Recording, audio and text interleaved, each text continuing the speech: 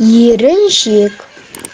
Ешбір жұмыс тындырмас, шөптің басын сындырмас.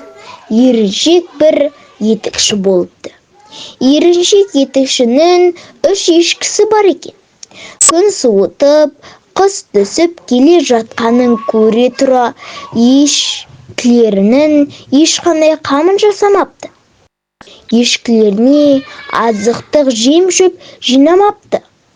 Бір түнде борап қар жауады да, жердің бетін ақ көрпе бүркеп қалыпты. Ешкілері енді бұрынғыдай өрістеп жайыла алмай, суық қорада бүрсіп дірілдеп тұрады. Етікші керек десен сыртқа шығуды да ерініп әйеліне: «Барып көріп келші, ешкілерге не болып жатыр екен?» деп жұмсайды. Әйелі барып көріп келеді де: «Бір ешкі өліп қалыпты» дейді. Сонда етікші: мал іші болған соң өлім жетім де болады ғой» деп жата беріпті. Ертеңде еріншек ешкілерді көріп келуге әйелін тағы жұмсайды.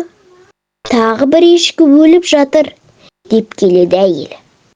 Еріншек келесі жамбасына аунап түсіп: «Мал іші болған соң өледі де» дейді ғой, қоя салып. 3-ші күні еріншек әйеліне малды көріп келуге тағы жұмсайды. Әйелі жалғыз ешкінің де қатып қалғанын айтып келеді. Сонда етікші жаны жай тапқандай бір аунап түсіп: «Бәйбіше, біздің малдың өлімі осымен тыйылған да шығар» деп